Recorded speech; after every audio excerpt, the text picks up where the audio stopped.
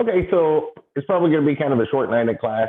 We're kind of wrapping up Python, and this week is the transition period between the last little bit of Python, which we looked at on Monday, and using Visual Studio next week. So you want to either have Visual Studio installed or be ready to access it on the school's computer, which is what I'm going to do. I didn't want to install it on my computer, so I'm going to just be using the school's computer. And I have it pulled up, so we'll look at that for a couple minutes at some point. Just take a quick preview at it. Really, I was going to point at 2 or 3 buttons.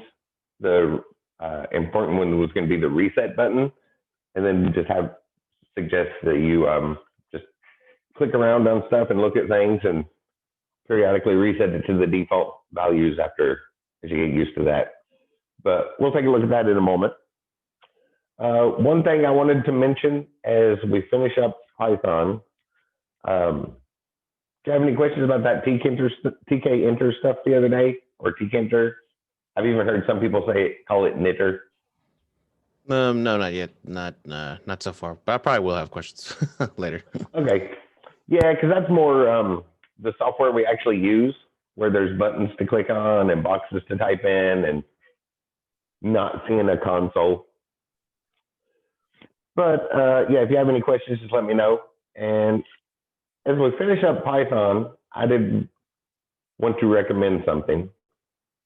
So I'll close that. I have Visual Studio open on the school computer right now, and it doesn't seem to be slowing down the Zoom session. So it looks like that won't be a problem to access both computers. As we finish up Python, I've held off mentioning this because the book uses idle. All of their examples and pictures and things, they're using idle all the way through the textbook. So I thought we'd stick with that through the Python section. But as we finish up, I wanted to point this out, refer you all to this. The one that's opening right now it's going to take a second to open. But it is kind of my favorite IDE to work with in Python. Has a lot more features and functionality than idle does. So if you want to do some work in Python, this can be a useful one. It's called Spider. If you just do a Google search for spiders spelled with a Y, the top results are the sporting gear things, but right under that is this thing called Spider IDE.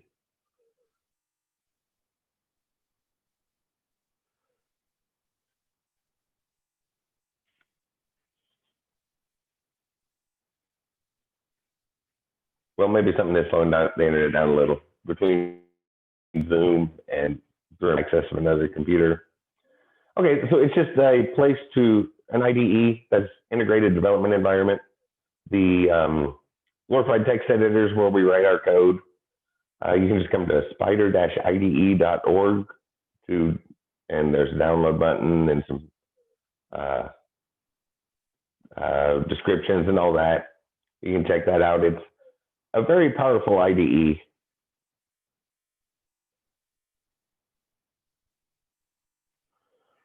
Oh, it seems to be not wanting to open. There it goes. So basically just a place to write our code. It has some very useful functions as opposed to the normal one. This help menu is useful. I'll try to do something with that. Well, I'm just going to do a simple example. I'll put a couple numbers in here. Y equals 4.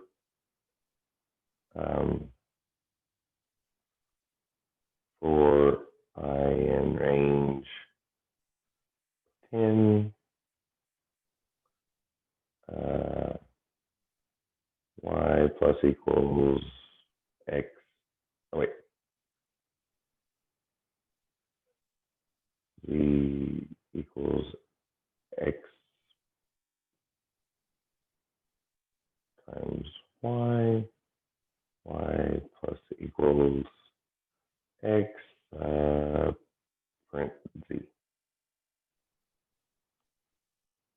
So nothing too fancy there, just a little script. Everything there should make sense, right? It has some very useful features aside from just having a run button right in it. If I double click on the word for, whoops, how to spell print. You can see there's sort of that predictive text, much better predictive text than what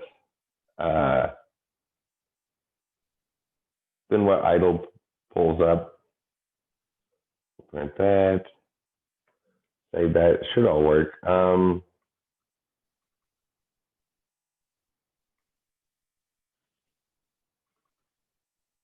Well, the thing I was trying to get to go here, there's a help menu over here. There's an app switch this to editor.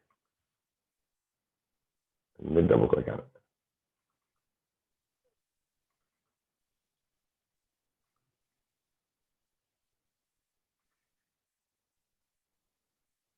There we go. So I just put my cursor over this word range. There's a keyboard shortcut, but should be able to double click on it, but for some reason it's not wanting to double click. I'm guessing that has to do with the screen share. I've seen things kind of happen like that before. But notice when I double went on range, I just put my cursor there and push Control I, and it immediately goes and pulls up the documentation for it. All the instructions on how to use that. Or same thing for print. If I put my cursor there and hit Control I, it'll pull the documentation up right for you. It uses the IPython console instead of the traditional interpreter. Oh, there's Jerry. I'm going to stop my screen share and let him in.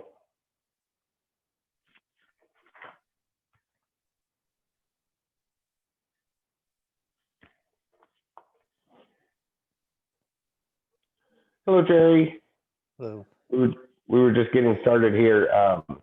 As we finish the Python section, I was going to point you towards my favorite, personal favorite IDE to work with in Python. Anytime working in Python, instead of using idle, I'd much rather type it in this thing. You can get it from this site, spider with a y-ide.org. It's a very powerful IDE place to do our Python coding. It uses what's called the IPython console instead of the idle interpreter like we've seen. And the one feature right before you came in is one of the most useful ones, so I'll point at that again. If you just put your cursor anywhere in one of the words, one of the keywords or something, and push Control I, it will pull up a help feature for you. Well, maybe I should do it on something that has help. 4 is too basic in the language. So I just hit Control I, and over here got the instructions for this. There's a browser, full file browser functionality, which can be very useful. One of the most useful things as far as debugging is this tab here, Variable Explorer. So if I come over here and run this now, we can see the state of the variables at every point through the program. You can see what's going on. One of the big things that IPython is that we've been missing with the interpreter, working with the interpreter all semester, that the IPython console has, is we can type in clear and clear it out. There's not really a good way to do that in idle. And then some basic debugging tools. So I'll clear all those out.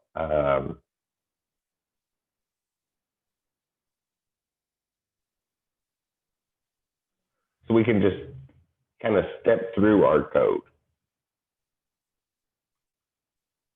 If I've hit debug file, it's going to run it one line at a time. So the blue button here, it just ran that first line. Actually, it's pointing at it, it's getting ready to run that first line.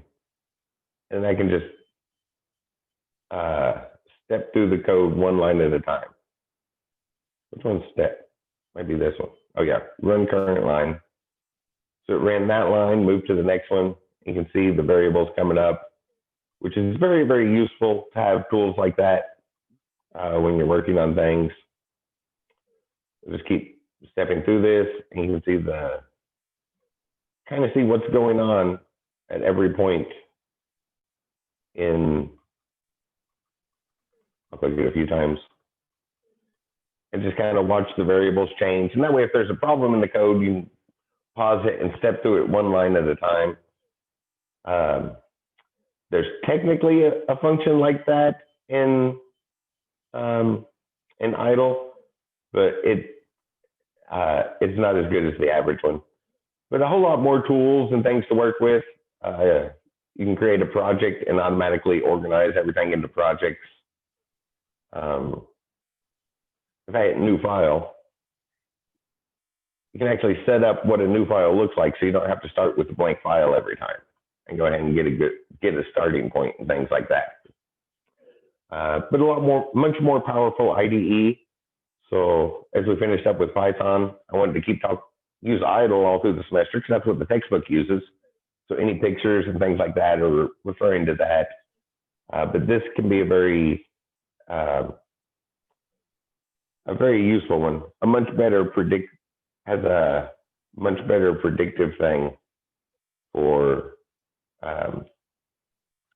inserting your code.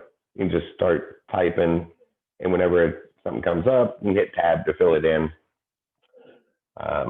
What we're getting ready to do the last 2 weeks of class with Visual Studio has a lot of things like that. A lot of people like it. So I did want to point you towards a more powerful IDE before we, I should stop that. There we go.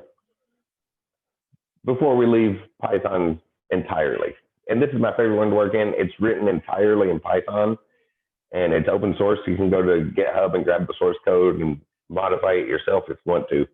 That's a little advanced, but a whole lot more features to put your code together and test your code than idle has. So I just wanted to point y'all towards that. It's it's spider-ide.org, and spider spelled with a Y.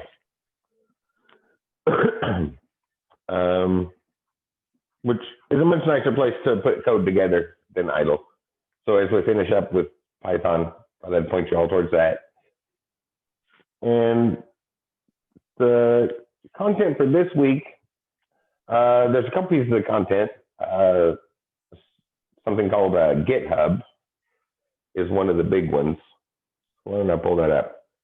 And essentially, what GitHub is a place where programmers share code, post code, open source stuff. If you want to share it with other people, it can also be a good place just to save stuff. Whoops, I thought I signed out. I guess it signed me back in. I spend a lot of time on GitHub. Sign out so I get back to the home page. Yeah, so one of your assignments, I think, is to come in here and you'll set up a little account, and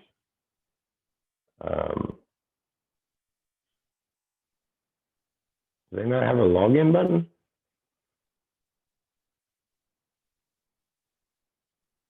Oh, there it is. I kept seeing sign up everywhere. I didn't see sign in. So just come here. It kind of gives a little description here for open source. The main idea is a place to collaborate and work together in code. Back it up all online. Everything has really nice backups and stuff. And you can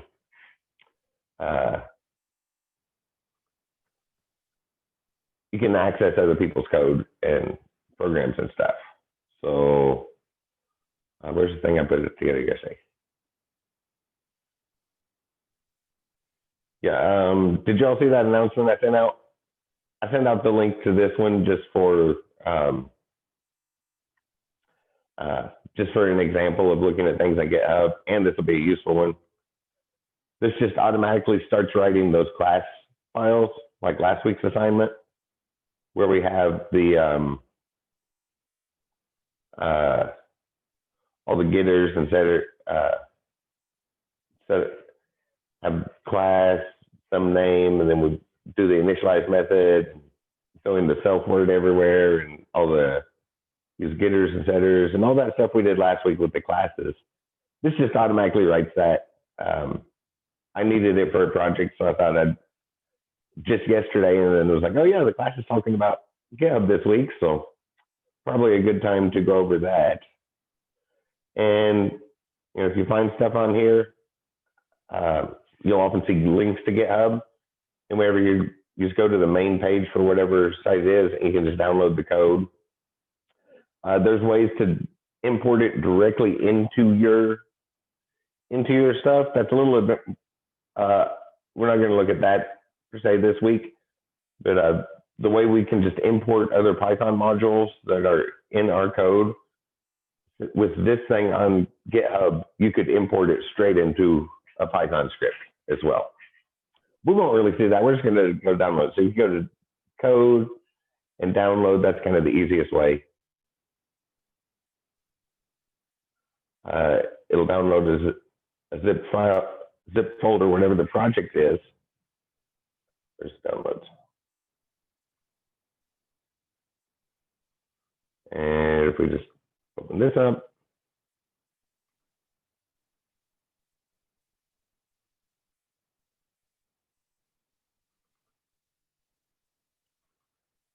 you see we get all of those files that are in there, that are set there with the project.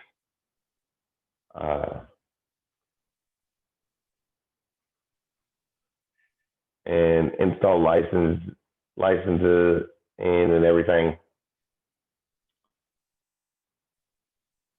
So like just the basic open source license, saying people are allowed to use the code and all that. I think everybody's seen those before.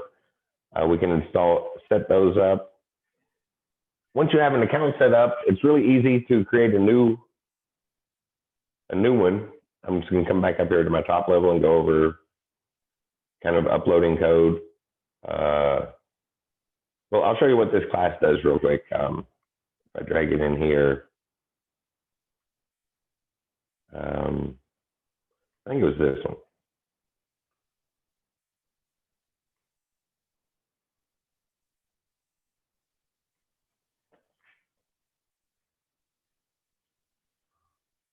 Yeah, so this just calls what's in that other module. So if I go ahead and run this one, it created this file.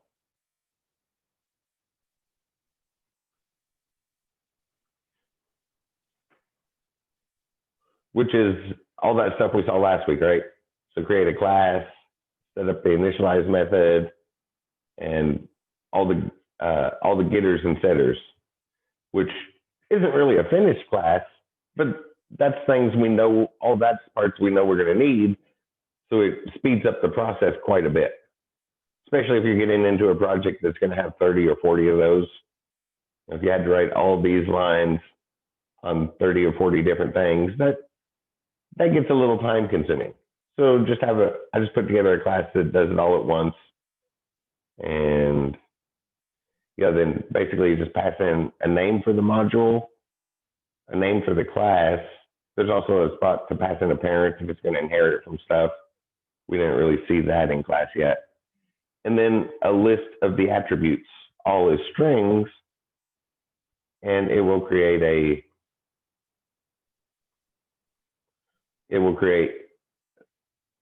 take all that and put it into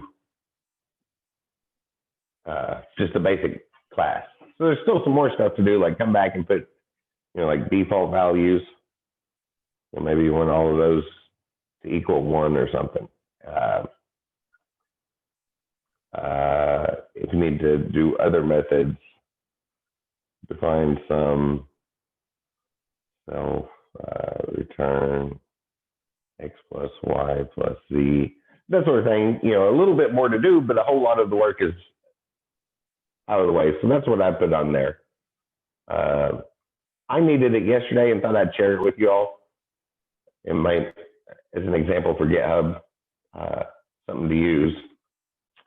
But might as well look at maybe uploading a code. I'm just going to do a super simple thing here. Everything in my delete folder. Oh, is this the GUI? Oh yeah, this is the GUI from the other day. Yeah, that very basic one. So I'll just upload that. That'll work. So once you have an account set up, if you have some code you want to save,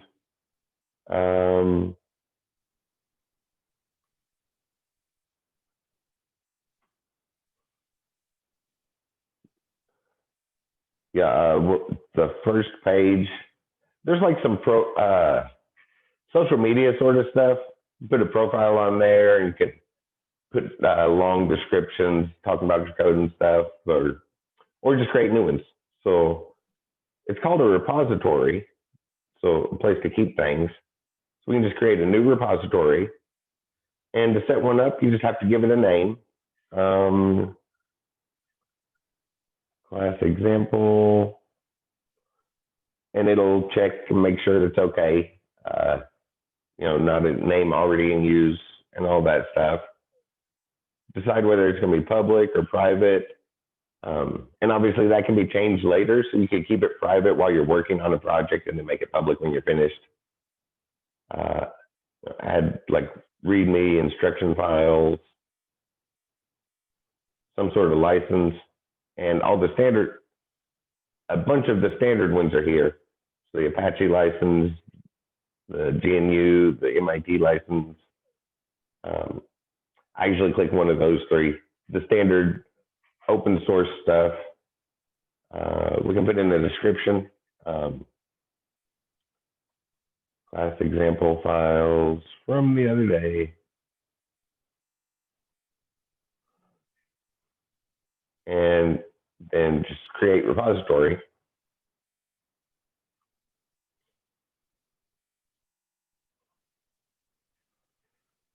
And so it started up with the basic Apache license, I guess is the one I clicked on that time. And here, around here on the page, that's where there'll be like breadcrumbs. So if you're looking through something you find on there, you can just click the breadcrumbs back to the upper levels. And when you're ready to add stuff, just click add file, then upload files.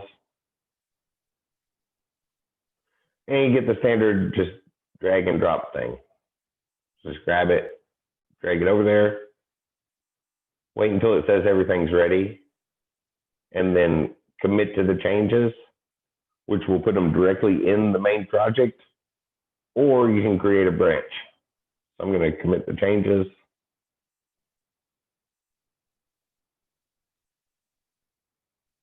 And so now there's a license for that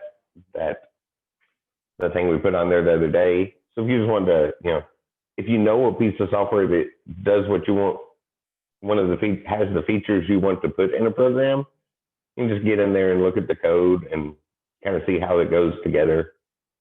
That's the stuff we did the other day. Y'all have seen that one. And whenever we're putting projects together, we have the main project, but maybe everything's working, but we want to work on the version 1.2 or something without changing what's there. And that's for branches. That's where we create branches. So,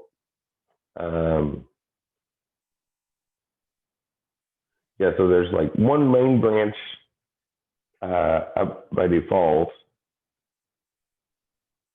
If I just type second, it kind of created a second branch here that,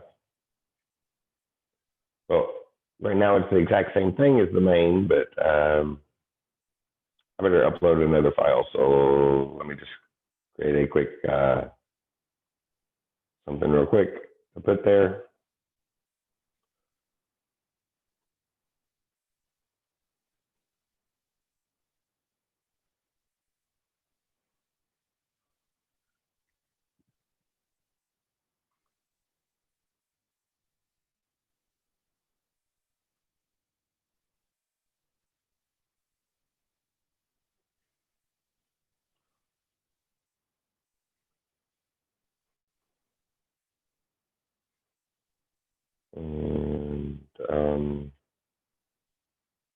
Yeah, so you can see we can alternate between branches, so you can keep several branches of the same project going.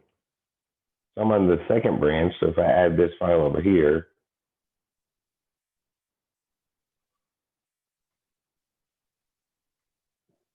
whoops. Well, actually, I'll drag both of these in, because watch what happens when I drag that one in, because I haven't changed that other one since it was put up there. So it says both of them are ready to go here. So we're committing it to the second branch. So if I hit commit changes, it'll take it just a second to process. But if you notice the time, I just uploaded that, but it still says 2 minutes ago. It noticed there was no difference, so it didn't bother uploading it. It didn't bother making any changes. This one says like right now. And there are some other features. That's the basic idea of how to set those up. Pull request, or like different issues we can say about it. Well, this kind of says it all, like leave a comment. A pull request is something that needs to happen. Merge these branches. So I'll click that and go ahead and create this pull request. Now you can see I have this note that's almost like something that says to do something. I'll come back up to the main branch. Yes, I'm back up here at the top. You see that other file's not here anymore. And it can be, you can upload entire folders at once, which is usually a good idea. Get the folder together on your computer and then upload it all at once. You see, there's 2 branches now. There's a pull request, something that needs done, like a request. So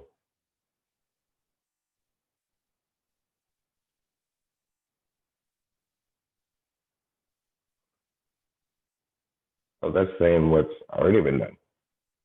Oh, there it is, up at the top. So it's saying something needs to happen in order time to merge these branches. So like I was saying, that's for if you have version 1.0 up there working, you've shared that with, come up with some really nice software, shared it with the world. It's really big for open source stuff. This is a common place just to keep the open source stuff. Version 1's going good, but you want to go ahead and start working on version 2. You create a branch off of it, and then we can merge those branches back together. Where's my button to do that? Is it behind here? They just updated their interface a couple months ago, and some of the, maybe I click here.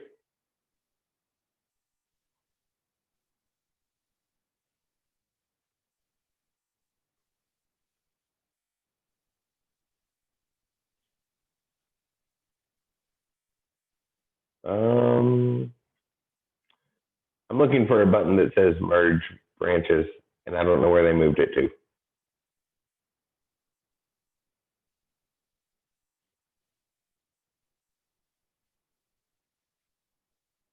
It's under settings.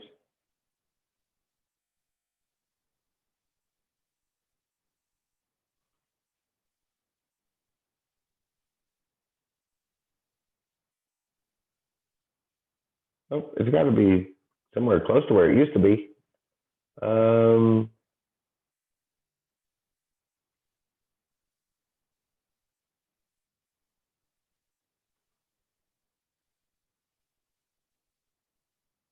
Oh, there it is. So when I went in the second branch, over here, there's this thing that says compare. So it's a little bit different.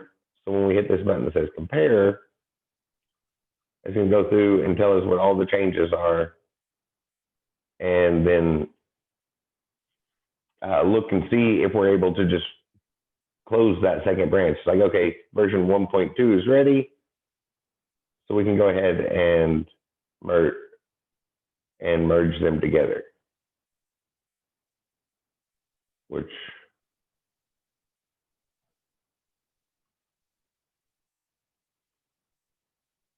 I still don't see the merge button. Oh,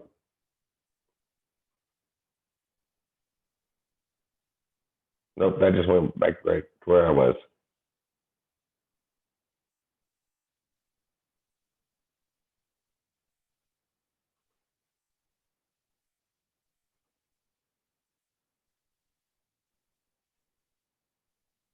Okay, so there we go. So that pull request was successfully merged. So that's how we close things out. If I go back up to the main though, I think there's still 2 branches. Oh, that was probably confusing, wasn't it? So let me start another branch.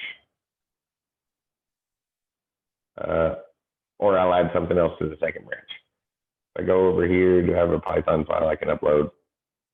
Oh, that one from downloads, that'll work. Sorry, I had to look for the button. The interface had been the same for decades, and they finally got around to changing it. It was way past due to be changed. So some of the buttons seem hidden, I guess. I'll just grab something from here. Any of them that want to work. Drag that in, and I'm going to commit this to the second branch.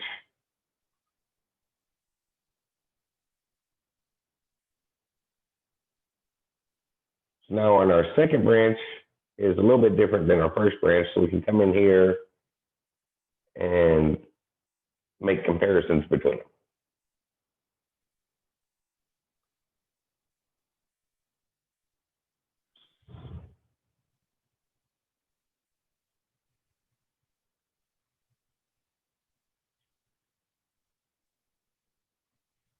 So if we hit new pull request, and the pull request is to merge the second branch onto the first branch. I'm skipping any comments, but we get this little message that says it's perfectly okay to merge them. So then create that request. And then after created, then we get to the button that says merge and confirm. So you can see there's a lot of redundancies to keep you from accidentally messing up your code. It's not like when you store stuff on Google Drive or Box and you can just tap the delete button and kind of get rid of it in a single click. That can be dangerous. But you'll want to go in here and just kind of look around for stuff. That IDE that I pointed out just a moment ago, we just search for Spider. Well, the sports gear gets the first up top, then right below that is the spider-ide.org. It's that one. And right below that is where you can get the source code for that on GitHub.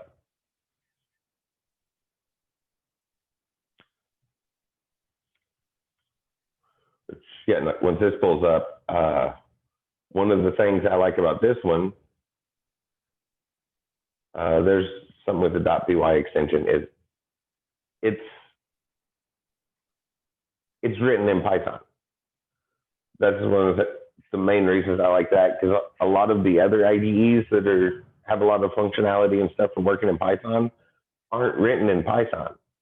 So there's some separation from what you're doing and where you're doing it at. So working in Spider, it puts them in the same place. Is one of the reasons I like that.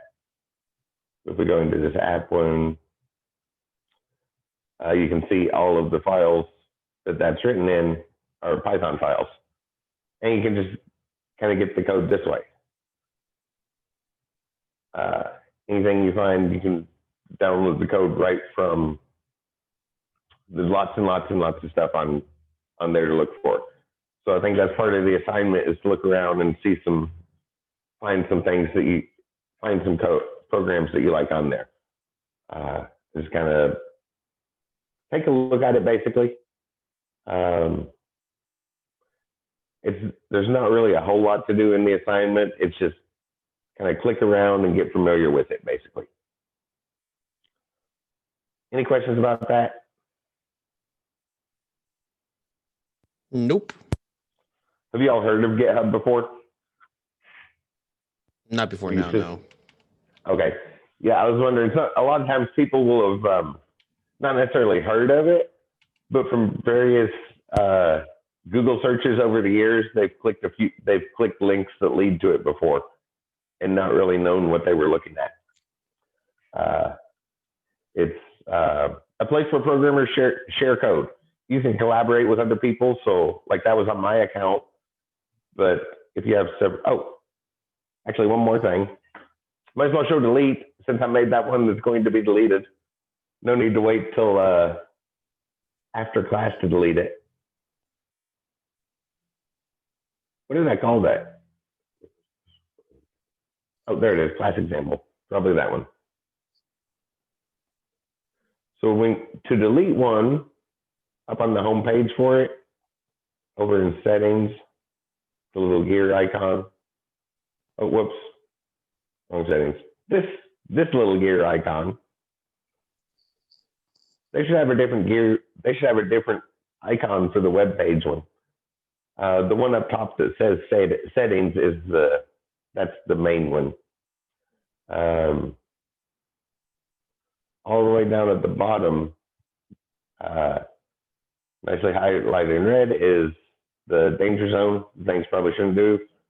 And the very last button, so you have to scroll a long way to get to it, is the delete button. And then you have to go through something. /class example. Yeah, I guess just typing in the name. Just extra confirmations to make sure you don't accidentally get rid of code unnecessarily. Now we can see that is completely gone. Let me click on one that has a more thorough thing than the quick example, but there's also the Readme. So there's a bunch of files here. This is a plugin for Blender, but nice long thorough descriptions of program, of what it does. Put instructions there, and you have lots of space where you get a little bit extra, a couple web pages, not a lot, but you can put documentation, instruction manuals, and related things like fact sheets about your programs and stuff there as well. So maybe we keep that in mind. And then, to delete them, go to settings and delete the whole thing. Oh, I should have deleted just a single file.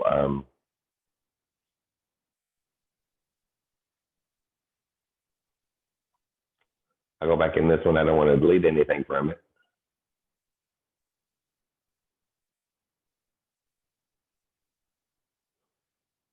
Oh, that thing that says issues, that was me. That's what I found is kind of the easiest way to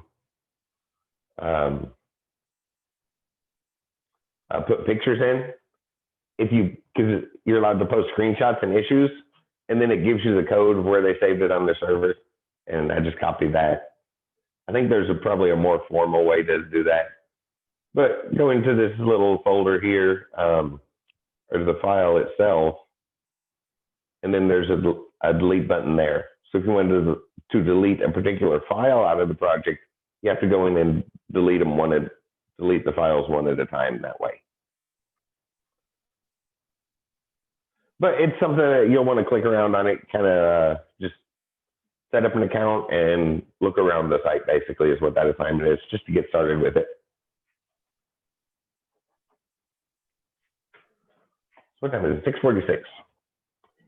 Yeah, so it's going to be kind of a short class tonight, because the other thing is also just like, clicking buttons on GitHub and getting familiar with that. The other thing is something that you want to sit down and work with on your own, just mess around with stuff, and that is learning some other languages.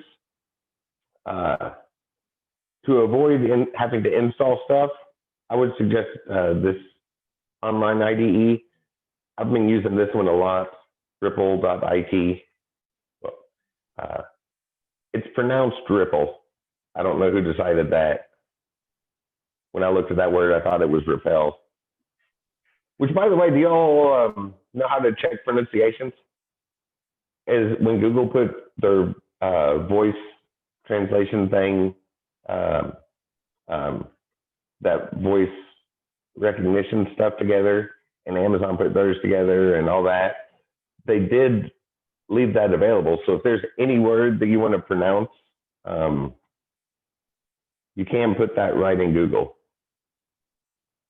It's,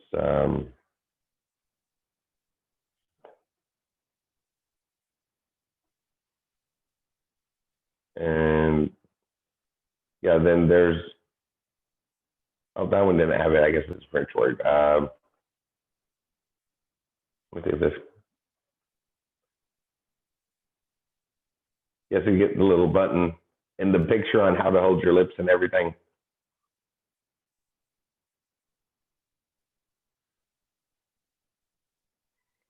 Oh, yes, that's right. I redirect computer audio to someplace not Zoom to avoid the beeps. But just put how to pronounce and then whatever word, because when they put all those voice recognition things together, they went ahead and left them where people can get to them. So I have an account here. It's useful to set up, if you want to set up an account, this is super useful software. So the programs you write on here, again, this is just an IDE, a place to write the code. I call them Ripple, so I'm just going to go in here. Oh, there's the button I was looking for, languages. So this one knows all of these languages. It's a rather extensive list. Python, some C stuff, all of those. Bunch more languages down here, different versions of Python.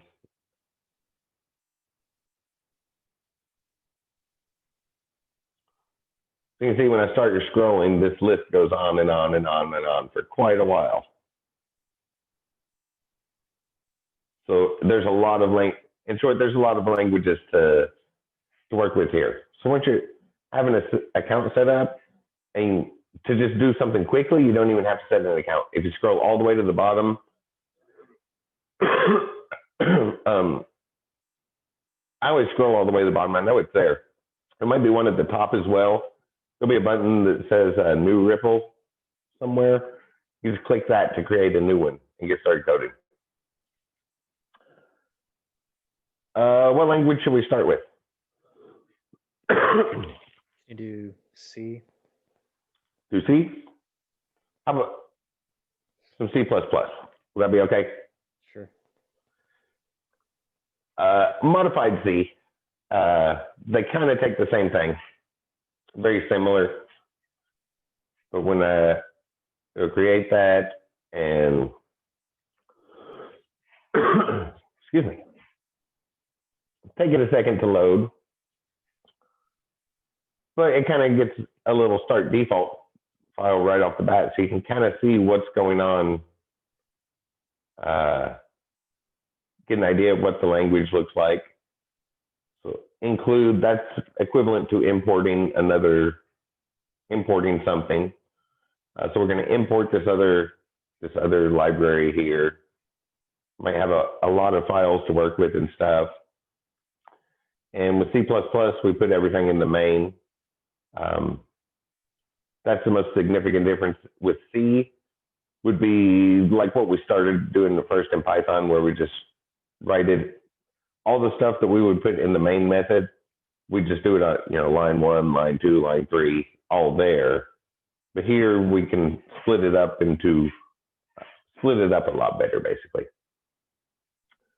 So this is our output. There's a better way to do that. Using namespace. Actually, I'm not going to do that. I'll just leave it like this, because the reference material you look at is probably going to have it like this. So our input is std for standard, then C out, the output stream. And this is actually, the symbol there is what's typically used for bit shifting. So it's kind of like saying, we're going to move, take these Unicode bits and shift them that many bits to our output. I'll just run the default example here to start with. So you can see it runs over here in the right is our console and all that. So let's see. It's not getting no string.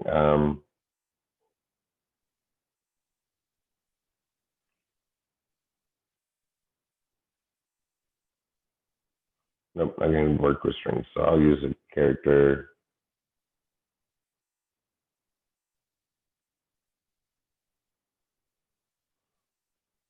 Oh no, I'll make an array of characters called name.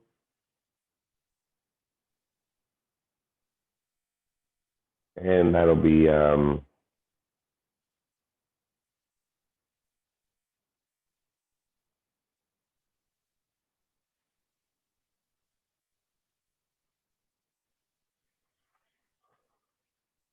yeah, this one's going to be confusing. Maybe I should have just started with C. I tend to do a lot more stuff in Java, and I rarely do stuff on our standard output here. So I'm just going to do some quick math here. So it's strictly typed, so we do have to say what sort of thing we have, like an integer called x, and assign that the number 5, I guess. I'll do a float. Floating point number y will be, I don't know, something like pi. And then we need semicolons at the end. Then we can do the math, and it's strictly typed, so we have to be careful about what type our objects are. It's not going to just figure that out. Because if we do any math between those two numbers, we're going to end up with a floating point, right? I should have left that as a question. But I'd already typed that in. But an integer plus a floating point number, well, we have that decimal taken along. An integer times a floating point number is going to leave us a floating point. So anything we do is going to, between an integer and a floating point, is going to bring back a floating point number. So we have to be very careful with the types. I'll just multiply those. Well, I'll x times y. That's like a circle. And then we can just print that out. So print out whatever z is. And you can see it underlines things along the way. The underlining comes from the compiler. So you really just have to ignore it until you think you're finished. Because you might have noticed when I was halfway through a line, it was trying to underline stuff. But there is something underlined here. And if we just hover the mouse over there, we get a little description of what's going on, what went wrong with it. So it should save automatically, and then just hit run and get the result. See the result there on the screen.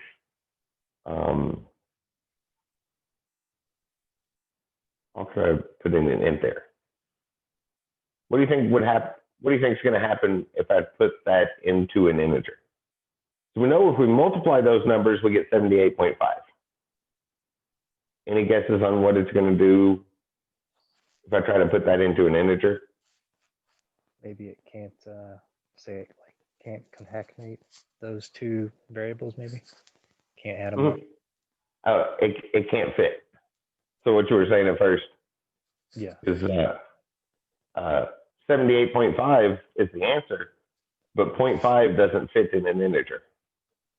So it just, yeah, it can't connect, it can't bring that floating point part back to the integer part, and only gives us the integer. So you do have to be careful with stuff like that.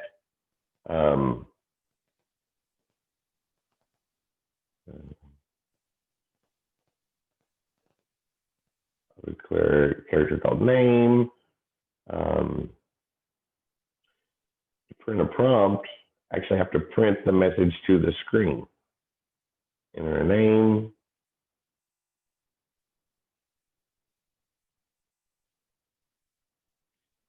I didn't like that. Oh, I missed the angle bracket. So print that right to the screen. Then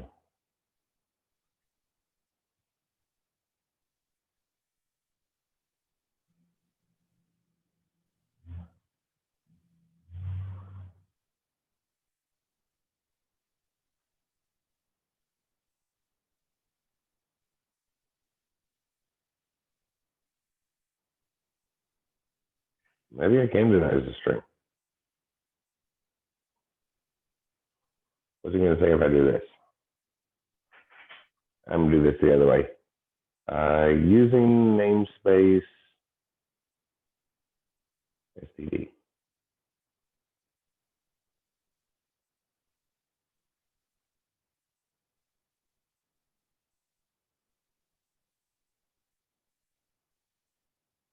So that part before the two colons there was just saying that it's in this standard namespace. Because then I can work with strings. Makes it a lot easier. So I just said, go ahead and use this everywhere, so I don't have to explicitly say to look in that library. Name is assigned.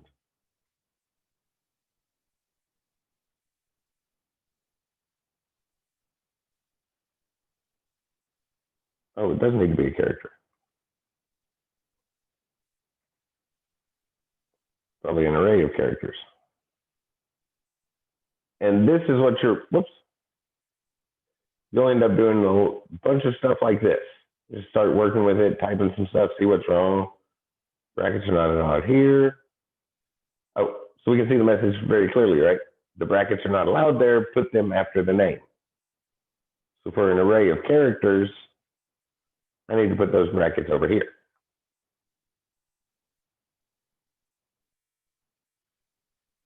And need a size, so we have to say how big it's going to be.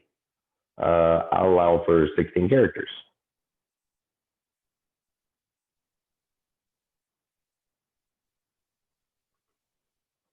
Is it like that?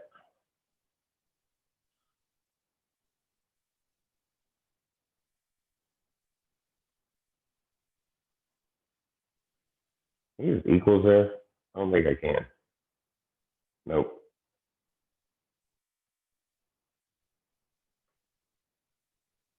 Yeah, I don't like strings in C++, regular C++. So this is what you'll end up doing. Set up an array of characters. And why does it not like that? Array type.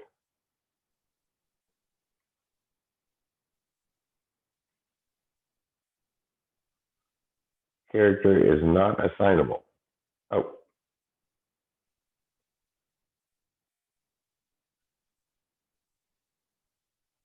So when you're working on this, what you're gonna do is you can type some stuff and come over here and do something like get inputs in C++.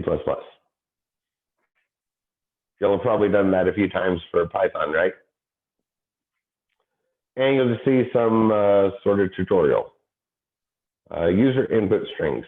That looks like what was going on there. See the example. Oh, I can see immediately what I was doing wrong, right? I put that in the wrong order. We have to be careful about which way it goes. So I'm using that namespace, so I can just use strings instead of that. If I have a string, call it name, and then cin doesn't go to the left, that has to go to the right. Which kind of makes sense. So output points to the left. So if we're sending our output to the left, that's like left is outside the computer. So to bring stuff in, we have to bring it from the right. So we'll put that into name. I'm missing a semicolon up here. And then output some sort of message. And to concatenate it, we really have to do this several times. So like I'll put hello, and then after that, output name, then output a period. See how there's like several outputs across that one line? So as you're looking at these other languages, you don't have to go very, you don't have to do much in them, just do some basic math and stuff. Type in my name, hit enter, and get right back to that output afterwards. Ready to do other stuff. And it is a console, so we can type right in the console, I think. X equals 3. Oh, no, not going to let, it's a bash console. So we can't type this in there. Can we clear it then? Okay. Apparently that's a bash console everything's running in. I had never checked that. So like a Linux or a Mac if you're used to those. So that's the main thing. Be careful with the outputs and inputs, the direction the arrows go. And if you, instead of typing this line, I could have said explicitly that every one of those things was in that library. So in the standard library, call C in. Or in the standard library, call C out.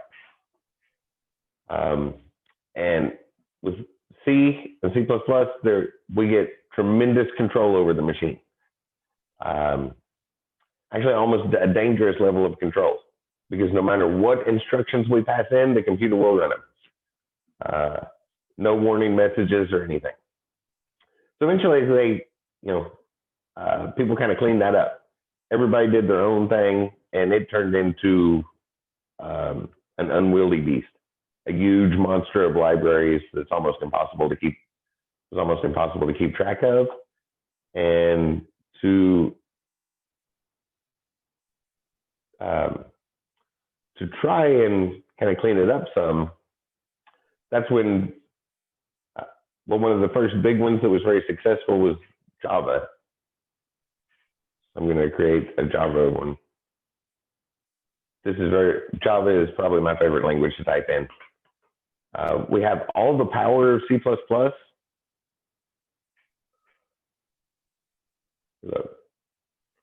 All the power of C++, but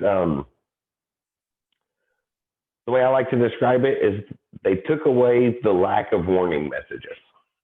So we can't destroy our machines without at least ignoring a warning message that says, if you're going to run this line of code, it'll destroy your machine. So everything in Java is object-oriented. So interaction between things is a lot like what we've seen in Python. We have to say we have a class, give it some sort of name, and then curly braces to start and end everything. Excuse me. And then every Java class has this same method. Public, that means it's accessible from outside. We talked about public and private stuff some. But we have to have this in one place in our Java program. Static means there's only one copy. And if there's only one copy, then the CPU can get the copy from the class. It doesn't have to wait for an object to be instantiated. So for things like this is the very first line that's going to run. So obviously we haven't instantiated any objects to get stuff from. So it has to be static, meaning there's only one copy, only ever going to be one copy so that we can grab it from the CPU. Void means it doesn't return anything. You can kind of see how we have to be very explicit about what we're doing at every single step of the way. So I'll just go ahead and run this default one. It'll take a second, a lot longer than C++ took to run. That extra stuff that comes in there adds up. I think it might have froze up on me though. It shouldn't have took that long. But we have to be very explicit, and so system is the machine we're on. We want the output of that machine, and we're going to print this line. So I'll redo that thing I did in the last one. So like enter a name. So we'll print out a prompt to get a name. But then we have to put that somewhere. So we actually have to import a library to work with. Let me type it down here, see if it does it automatically. And put it in a scanner object. A scanner object is something that can read things. It can read files or read the input from the console. Oh, I think it will bring it in. Okay, yeah. So I just suggested off the list and it automatically did the import. So that'll be very, very useful when you're looking at examples. So a scanner is something that can read things. I'm going to call this keyboard. And notice how it's underlining, even though I'm still in the middle of the line. So it takes some getting used to, but you want to ignore the underline until you're all the way finished. And then see if it's still underlining things, because every time the compiler runs, it's going to mark anything that's not finished. So obviously, if you haven't finished a line, looking out to the end of the line, there's not a semicolon at the end of the line, so it's going to report an error every time from that. Then that's going to equal a new scanner. And this is our syntax for Java. Whoops, not that. Semicolon there, already imported scanner. And what are we scanning? Because a scanner is something that can read things. So we want to scan system, the same system object we had here, .in.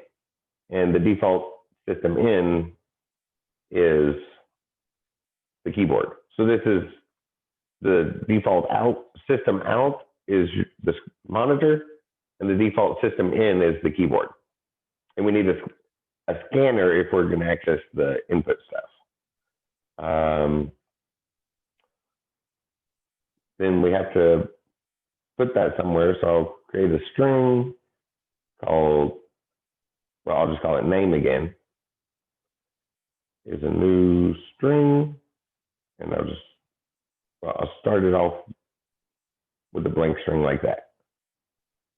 And everything we do in Java follows this syntax. They were very rigid when they cleaned it up, so that was one of the things is be very rigid with the syntax. Not there's lots and lots and lots of different ways we can do things in C++. We have the object we want, then a reference name for it, and then that's going to be assigned a new constructor for whatever object we're creating. So when you're starting out, those are going to match every time. Polymorphism applies heavily if you decide to learn a little bit more about Java. But that's a future class, just quick versions here.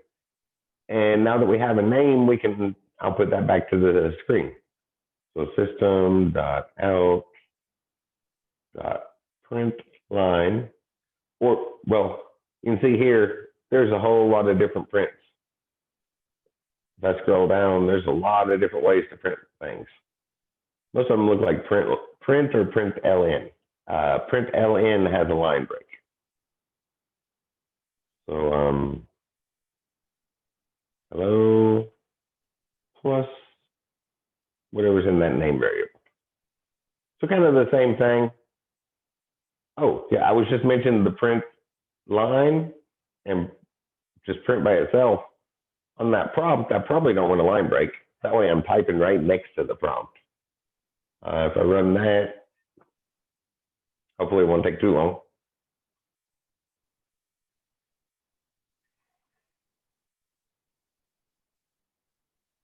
Oh, I forgot to grab the things from that keyboard. Because we created our scanner, we created a string, but we didn't give this instruction to grab things from the keyboard.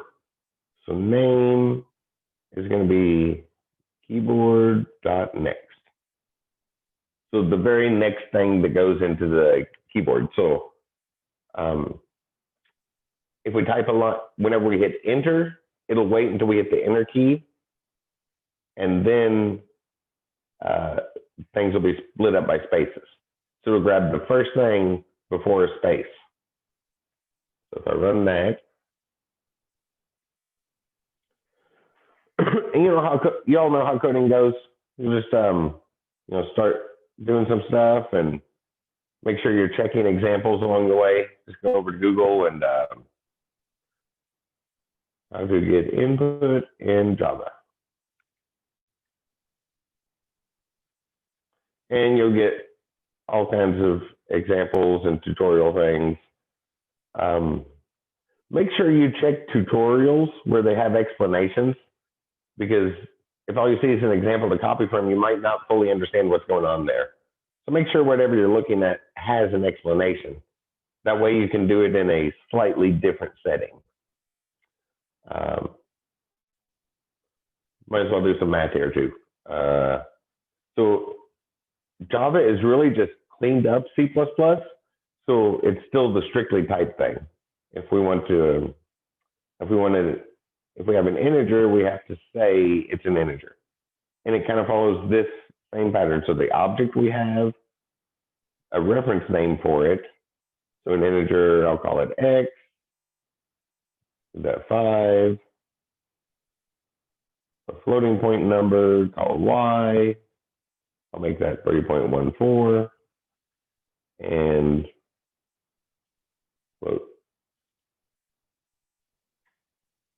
floating point number Z is going to be X times Y again. And then we can print that out. Does this have S out? No, it doesn't.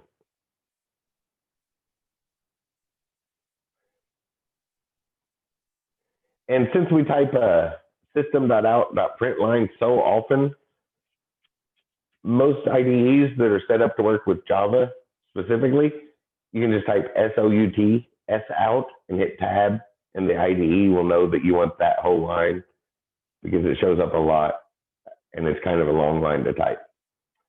And then we can just calculate together some output for that.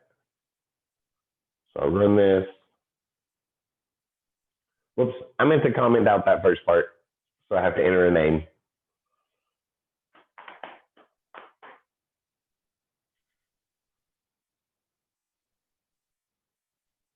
So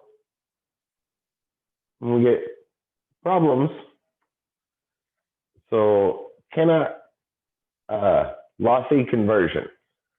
So by default, Java tries to do double precision numbers. So there's two options here. If we want a floating point number, that's a 32-bit number, whereas a double is a 64-bit number. We have to specifically say, put an F there to say it's we just want a 32-bit number. Or we can change our type to double, which means this one's also going to need it to be a double. So if you start working in Java, just do everything with ints and doubles. I think that was the only error in there. Oh, I still forgot to comment things out. Oh well. Yeah, so enter a name, just type something. I'll type several things. Just mash the keyboard a couple times. And then when I hit enter, notice it grabbed up to the first space. There's also a next line, so we could grab that whole line at once. Might as well show that.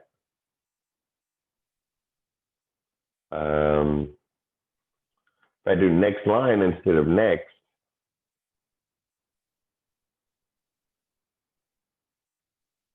which that's one you have to be careful with, because if you ask for the next line, you can never ask for anything except next line again. You can't get part of a line after asking for next line. I'm just going to match the keyboard a couple times and hit enter. You see, that time it grabbed the whole line. But that one clears all delimiters. So after you ask for a whole line, you can only ask for a whole line afterwards. One of those things that once you start, you're kind of stuck with it. So that's cleaned up C++.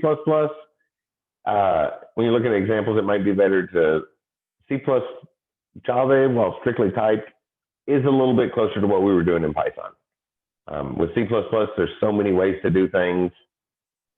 It's easy to get lost in the language. But there's way more power. It's definitely the most powerful language. Let's see. Just a quick look at these. Yeah, we're going to just be a few more minutes here. That's why I didn't take a break 3 minutes ago.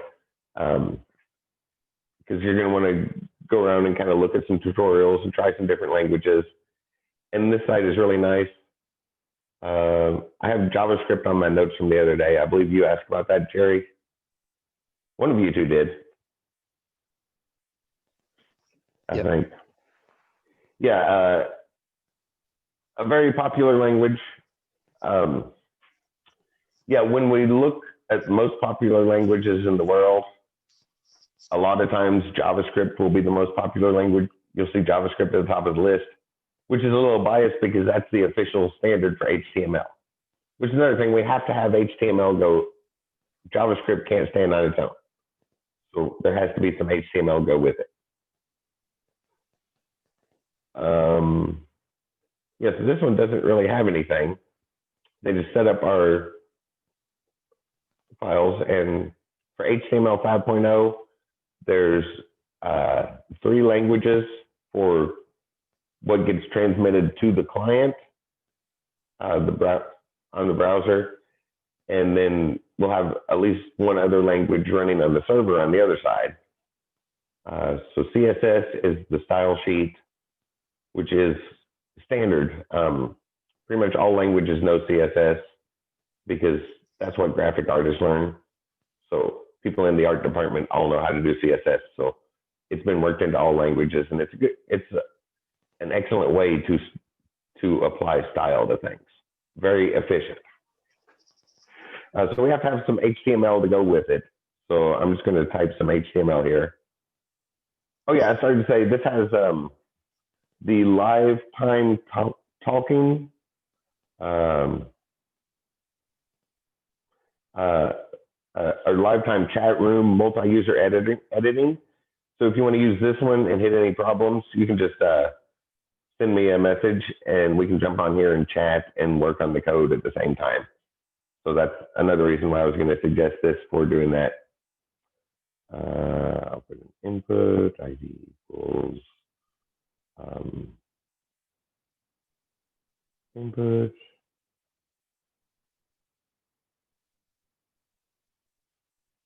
Type equals text, just a basic one.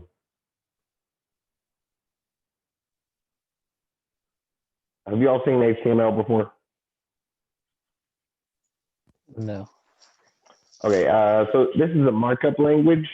It's basically Unicode, and then we use these little tags to define what type of thing it is.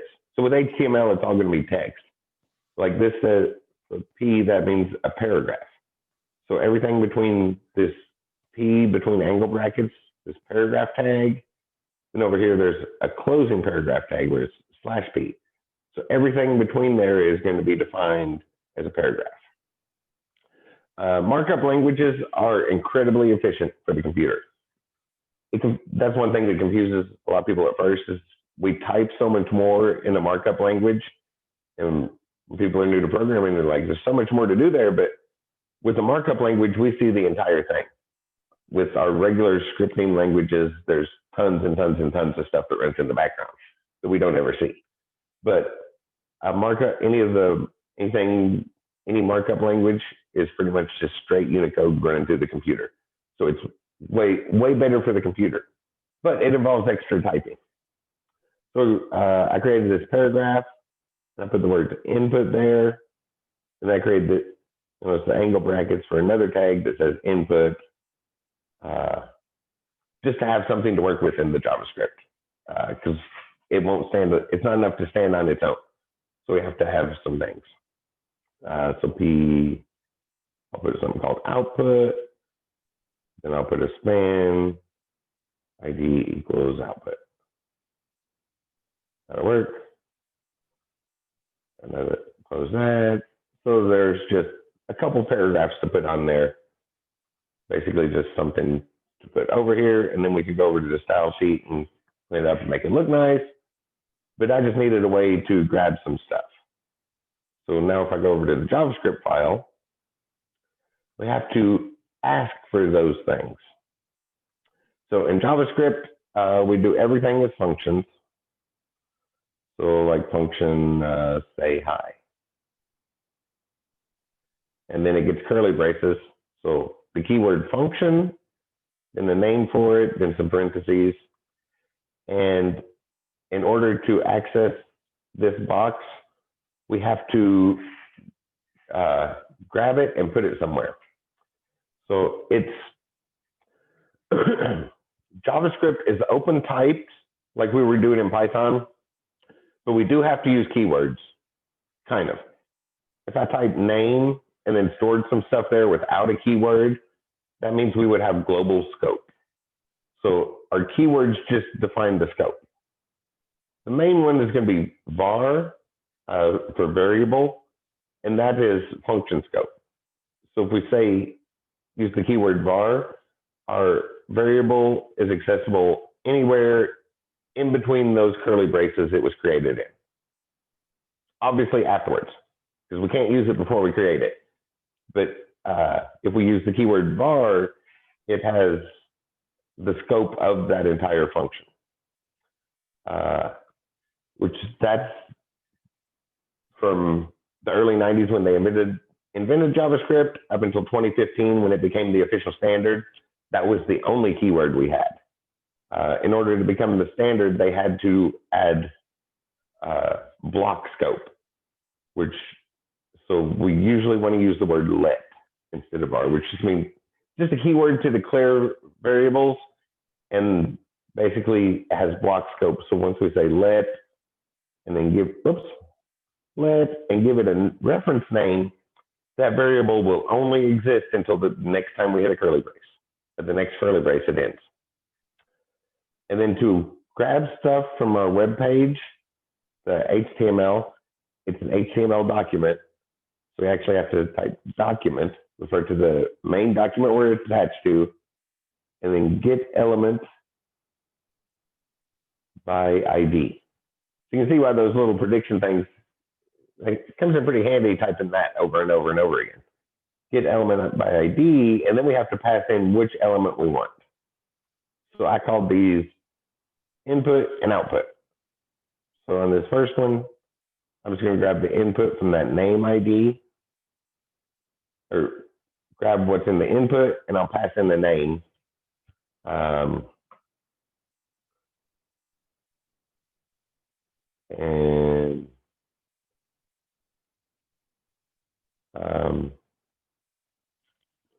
Then the other one, I'm going to skip doing the reference name and just, because now to get to our output, which I just gave it an ID of output, kind of have to type that same long line again.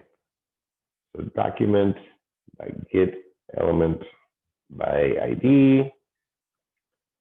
With the output element, excuse me, and the element is everything from the opening up to the closing tag where it closes, from where it starts to define. You can see I didn't put anything in this. I didn't put anything in between them. Right now, that element's just empty, but there is that space in between them. And that space in between the opening and closing tag is called the inner HTML.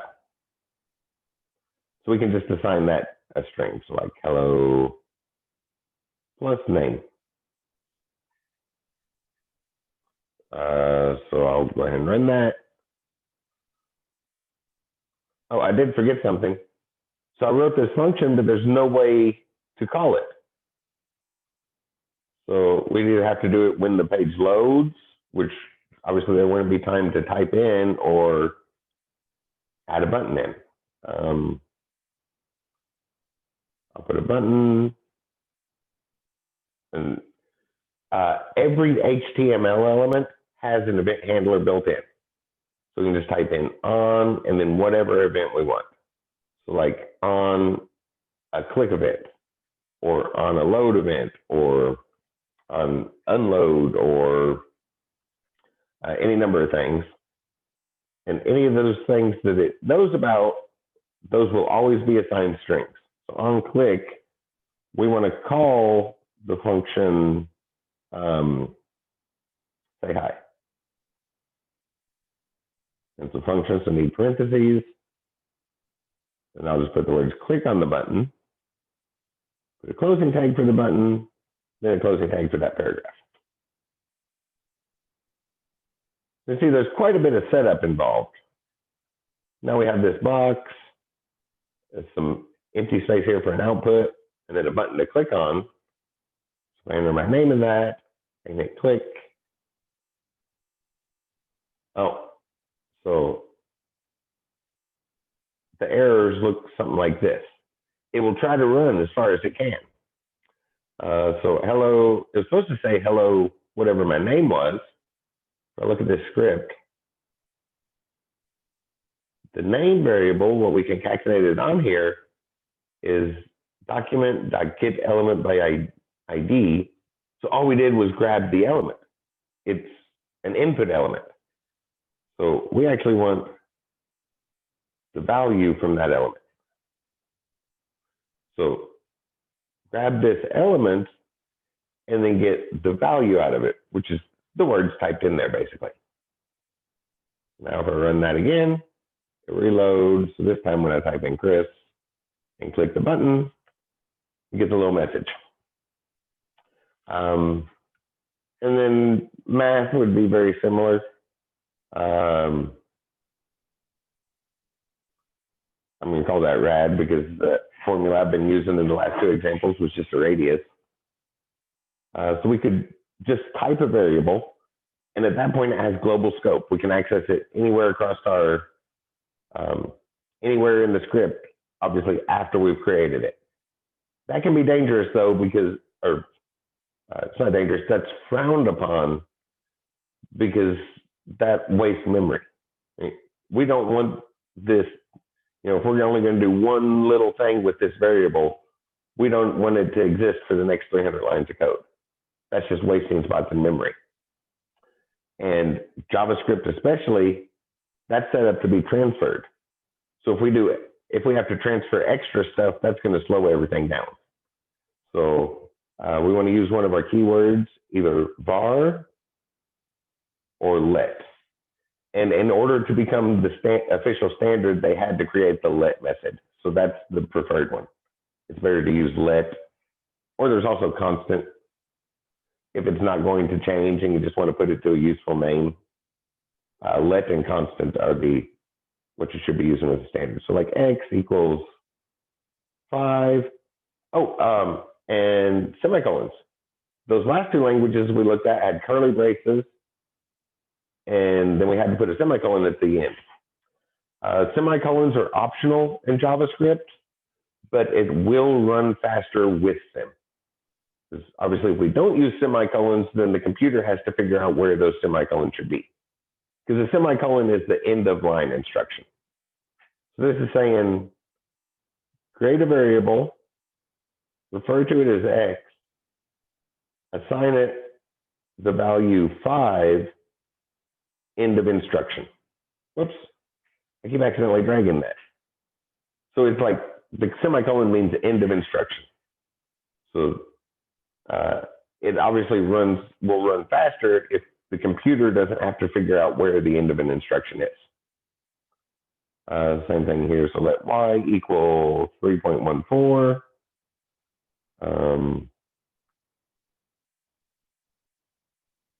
Let z equal x times y, and document.get element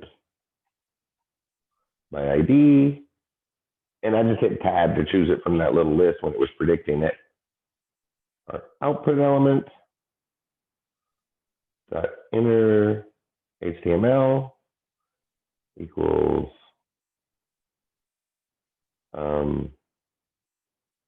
well, I'll do this first. Z.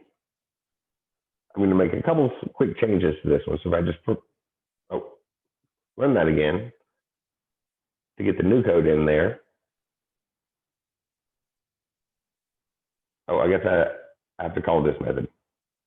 So now when that button's clicked, instead of calling say hi, it's going to call this function rad. Or I should call that area. That's what I meant.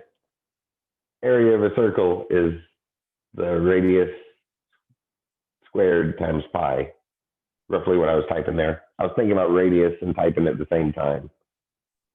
So print Z, we'll call this area. That's a better name for it. So we'll go ahead and run that. So now when I click this, we get that value of Z put up.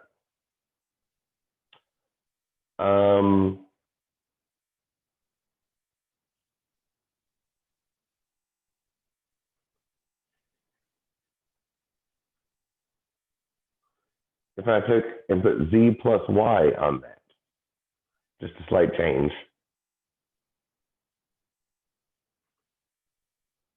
So that added together, right? 78 point whatever it was plus 3.14 gives us 81.64. If I put Z plus X,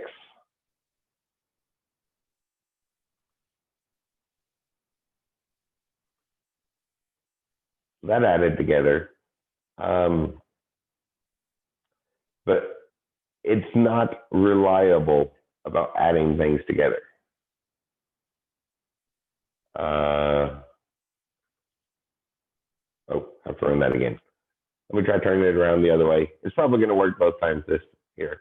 Yeah, it worked both times in this case. But the default, since it goes with HTML, is that it wants to work with strings. Maybe if I had that as a var, I change the keyword. So it still recognizes it as a number. Oh. Yep, it's going to do the math. It's inconsistent though. Sometimes, especially with integers, it will simply try to concatenate integers together. Let me find out another one. Or W equals 7. X plus W. And this will be the last time I try this. But you have to be careful with and check your values carefully, because sometimes it'll add them. But with JavaScript, the default is working with text. So a lot of times it will try to concatenate them instead of adding them, which can be a little bit frustrating. You can see that there's a lot of things these languages have in common. And for JavaScript, you'll want to definitely check the W3 School site. So like how to get input in JavaScript. Because JavaScript won't stand on its own. So if you're looking for some stuff there,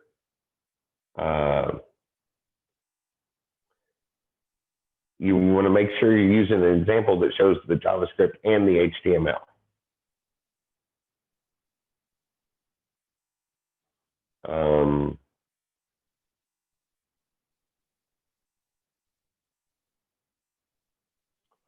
Forms are going to be the things that have inputs. So this is probably the example page I need.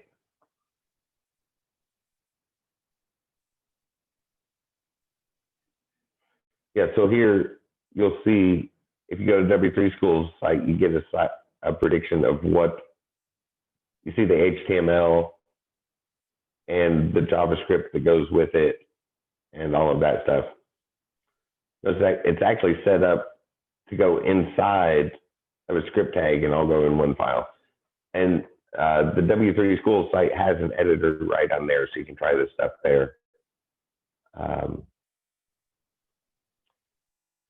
Yeah, all of their examples, they put all the JavaScript in between a script opening and script closing tag. But there's lots and lots of languages, and I thought I'd point you towards this site to kind of check some things out, because there are a lot of languages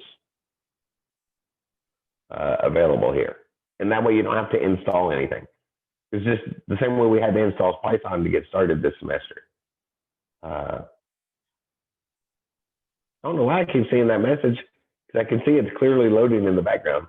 But yeah, just like we had to install Python to get started this semester, to work with C, the one I just opened here, you'd have to make sure you have a compiler for C installed on your computer.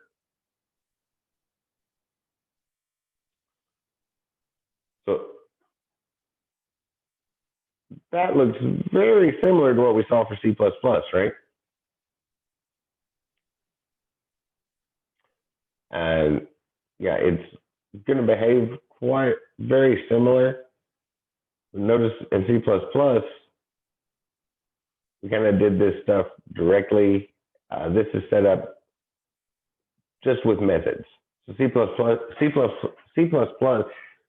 everything's in objects. And here it's more just set up in straight line by line and methods. Otherwise, it's essentially the same thing. C++ is expanded C, which became a mess. And that's why Python and Java were invented. And yeah, on all these languages, you just open it up and kind of look through it. Is either one of you planning on doing stuff that you might need to know assembly language? Not sure yet, actually. Not sure. So I would recommend learning Lisp, the most popular variant of Lisp. Lisp itself has been around since the late 50s. So it's an early programming language that's still around. Scheme is probably the current version, the current most popular version of it, but it's an early language. It's really easy to write your own compiler in that, but it uses postfix notation. It was the thing I was going to point out here. So I'll write it on the board. So as humans, if we wanted to add 2 plus 3, we'd write it like that. Right? Well, I guess we don't need the result here. We'd write 2 plus 3 the way we say it. But we're intelligent. We can change that order around. Machines cannot. So machines actually work with what's called,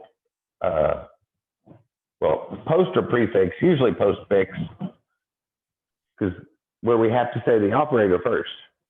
We have to say what it's doing. So we have to say plus 2, 3. To tell a machine we're going to add 2 numbers. So we have to put it first like that. And Scheme uses this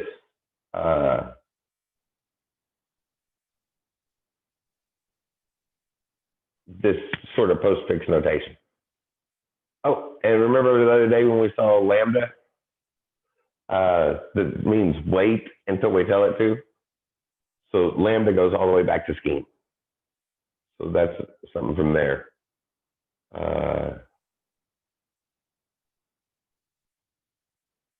Yeah, so it looks like they have a couple different ones. But here you can see that postfix notation. So minus N1, We can't just say n minus 1. Let's say minus n1, or a comparison here. I'll go ahead and open this. So this is what a function looks like. We're going to define this function called Fibonacci and pass in an n. Well, fib for Fibonacci number, just to see what that is. So if, and notice we can't say n less than 2. The computer has to know what it's doing first. So we use that postfix. Less than, and less than that takes 2 numbers, so then the computer knows the next 2 things coming need to be compared with the less than operation. Or same thing over here. Add, and this is calling recursively. There's not loops in Lisp. It's back in the 50s. It's from before loops were created. So it's really excellent practice at recursion. But it's going to call this with one less than n. But again, you can see plus and then 2 numbers. This number and this number, which is the Fibonacci numbers, right? So we start with 1, 1, and then add the previous 2 together. So 1, 1, 2, 3, 5, 8, 13. A rather famous set of numbers. If I just run this, you'll probably recognize the numbers from the output. If not by that, if you don't recognize the name of it. It's one of the things that shows up a lot in the natural world. Seems to be taking a long time again. But I just wanted to point at this one because if you're going to do stuff with assembly language, it can be really useful to get, it can be good to get that practice first in a more normal programming language. So this is like the early days of moving from assembly language into high-level language was Lisp, and it's still around, and it is excellent practice if you're going to do some stuff in assembly language because you're still have some of the stuff. But here, those binary operators, less than takes 2 numbers, so we say less than and then feed in our numbers. Or add takes 2 numbers, so we say add and then feed in our numbers. Does that make sense? I don't know why that's not, didn't seem to want to run. So yeah, so we do add 2, 3. And maybe I don't need that in parentheses.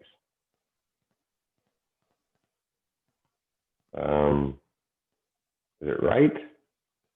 Print, I can't remember the default name. Will I go back to, oh, nice. And apparently here in this Ripple IT, if you clear everything, it goes back to the examples. Where's my print command? Oh, it is just print. So like print plus 2, 3.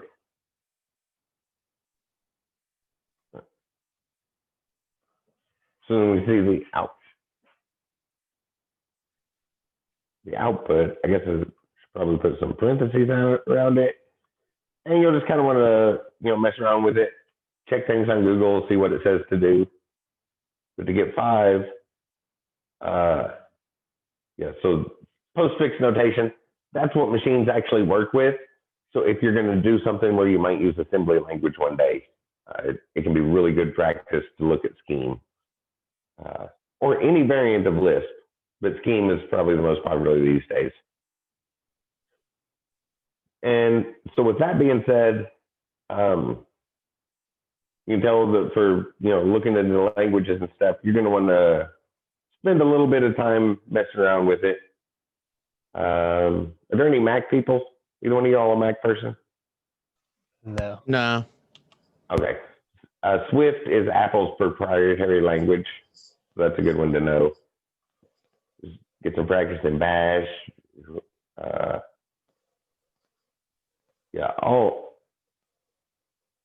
All sorts of different languages and libraries and all sorts of different things. So I would suggest going to this site And whatever language you're in, it seems like they start with examples. And I know on that list, but when I cleared that out, it just automatically gave another some more examples. So I just wanted to check real quick and see if it does it with other ones as well. And if you're working on here and hit problems, you can just send me a message, and there's a chat room and multi-user editing like Google Docs has. That's where most people have seen that before. Well, oh, yep. So yeah, here, if you clear it out, you'll get a button for pulling up examples. Oh, look at that. They already had an input of that exact same thing I was doing. Oh, we did this. Prime SDEV, if you're not familiar with the word, that's those screens, like archaeologists use where they have screens and they shake all the dirt off the stuff they want to keep. So a SDEV for a prime number to catch all the prime numbers. We did that a couple weeks ago. So here's